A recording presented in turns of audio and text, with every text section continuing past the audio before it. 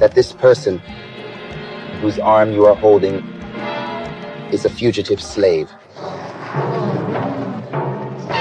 The passage to TV of Isaura's story in her struggle to gain freedom from the discovery of love was contributed to by situations created by Gilberto Braga. The author himself admitted at the time that the story almost had to be reinvented, because the original was only enough for a few chapters. The best was the backbone of the work, which was very strong, he said. So, characters were created and the plot expanded. For the production of the 76th soap opera, the broadcaster didn't spend as much as in its previous and even later productions, saving on lighting, set design, and the external structure. The TV adaptation was made by Gilberto Braga and directed by Erval Rosano for the first 20 chapters, and Milton Gonsalves, who took over the direction until the end of the soap opera.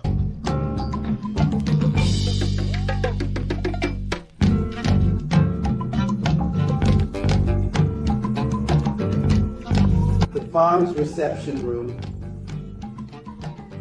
Here, we often saw Isaura reading to her godmother, Leoncio always plotting some mischief and various remarkable events in the plot. To the plot. Lucelia should be kept for other duties. She shouldn't open doors. After all, she's not a slave like the others.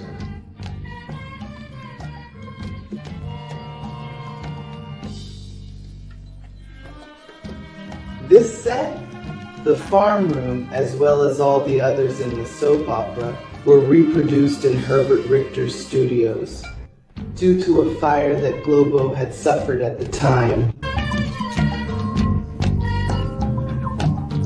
The living room was the main area of the farm. That's why special attention was paid to making it look as much like, with a 19th century plantation room in Campos dos Goitacazes,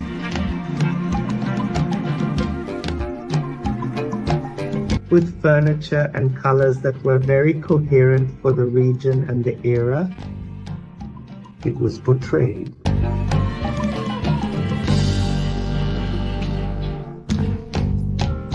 The piano that Isaura played so beautifully was right at this point.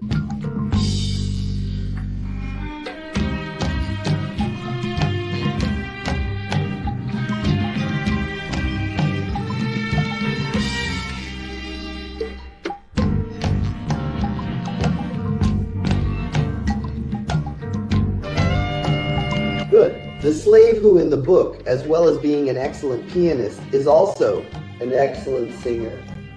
In the novel was reduced to being an excellent pianist, which is quite an exaggeration for a slave. Wigs and hairpieces were used in the characterization, and several exclusive costumes were created for the soap opera by costume designer Zenilda Barbosa, under the supervision of the historian and art producer since 1974, Ana Maria Magalhães, totaling around 500 new pieces. And as a way of saving money, costumes from previous productions were reused in scenes of little relevance. Most of the dresses wore crinolines underneath the ankles to make the skirts more flowing, replicas made by Globo's own artisans. And the result is the one you're looking at now.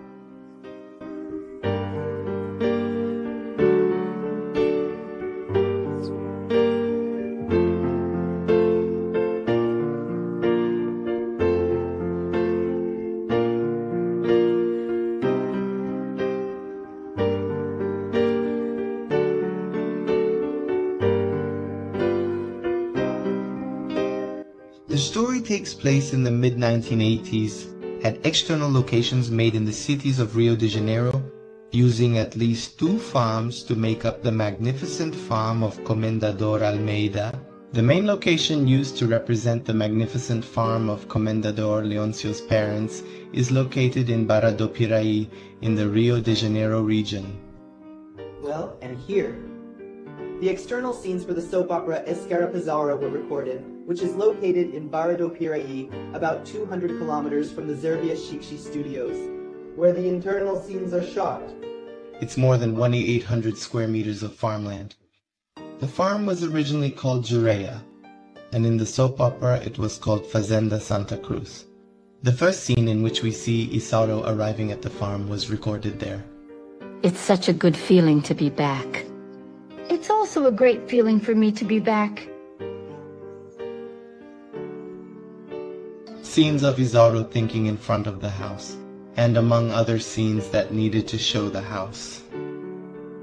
This is also where the slave quarters and garden scenes were shot.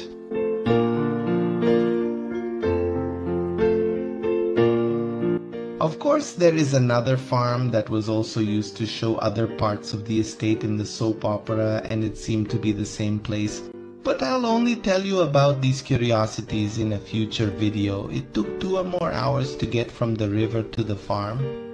And the most annoying thing was that the actors didn't have dressing rooms when they went to shoot the external scenes, so the actors went out dressed as their characters in fleeces. The result, apart from the intense heat, was also the fact that Isaura's curls lost their shape during the journey.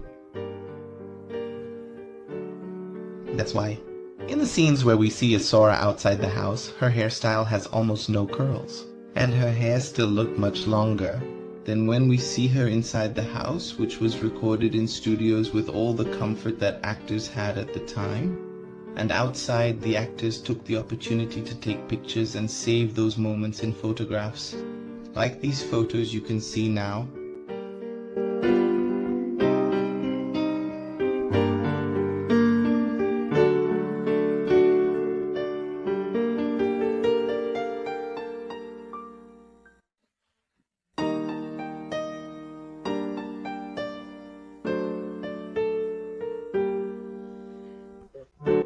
The production employed more than no professionals, including makeup artists, hairdressers, seamstresses, cameramen, extras, actors, engineers, and so-called production crews.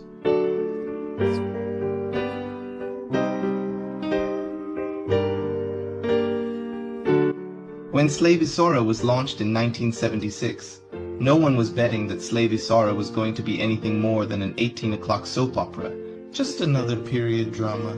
Not even his staunch defender, author Gilberto Braga, could have predicted that it would. With global newcomer Lucelia Santos in the title role, would become the broadcaster's biggest cult hit worldwide. In the newspapers at the time, there was only talk of an interpreter for Isaura. Lucelia Santos is 1.50 meters. Despite her 19 years, Lucelia Santos, without makeup and high heels, appeared to be around 14 years old. Which is why, in order to play the mestiza, needed a few tricks. The 6-inch heels and fake breasts were combined with a wig of thick black hair to transform her into a more adult Isaura. The art producer's idea. It was Ana Maria Magalhães' third job on an 18-hour soap opera as art producer. It was a job that made a big impression on her at Globo. She recalls that during the visual construction of Isaura, she noticed that Lucelia didn't have a physical type close to what was conceived for the character. So, she suggested that Lucelia be characterized with 15-heeled boots and a tight corset. That way, her bust would be more pointed, and she would be closer to the character's ideal physical features. And remembering that it was she who chose the crucifix that Isaura wore in the soap opera, which supposedly belonged to her mother Juliana. Isaura was Lucelia Santos' first television role.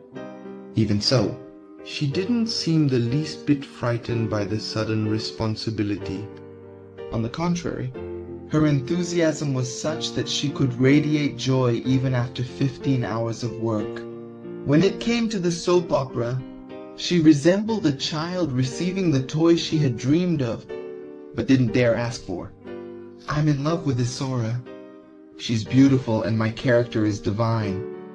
I don't have anything of Isaura's, but I love her style and I intend to take every opportunity she gives me to make beautiful things. You know, all that period stuff? I didn't know I'd enjoy doing television so much, and it was all so quick and unexpected. My participation was resolved in 10 minutes. I had already made some contacts, and suddenly I was asked to play the slave Isaura. And since I already knew the book when they asked me if I wanted to play myself, I accepted on the spot. But the most important point, the so-called push towards Isaura, was the play I did at the Teatro de Bolso, Trans Nordistint, with Milton Moraes and Camilo Bevilacqua. Not even Rubens de Falco can escape the rule of the natural confusion of image that people make between actors and their characters. It was like that with Emperor Maximilian in The Mad Queen. He's loving it, the soap opera, because the anger that the public has created for Leoncio through the soap opera is very gratifying for me, as I've always tried to take my television work very seriously. When I don't like a role, I don't enjoy it, I'd rather quit. Work for me is fun, something I do with joy and motivation. If I don't find that, I leave everything aside and do nothing. My character in the soap opera is obsessive, perverse and unscrupulous, because of an enormous need for affection. That's why he loves Isaura madly. She represents purity, his repressed side. For this reason, Leoncio never tried to win her love by force. It would be the same as violating every feeling that is based precisely on the spirit of the slave girl. Her blue eyes, normally serious and penetrating, take on a different shine when Rubens talks not only about the character, but also about himself. Open quotation marks, I love a good paro with people who think and like to talk. I want to see the world, to always know more. My purpose in life is to be constantly open to eternal knowledge and discovery. I'm an ordinary person. I spend all my available time in my apartment, which, although it's not very big, is my haven of peace, my leisure spot.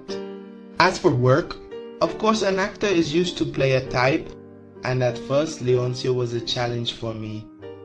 Having been away from television for some time and coming back from special appearances in Gabriela and in O Grito, Rubens also found in Leoncio a motivation for his career, quotation marks.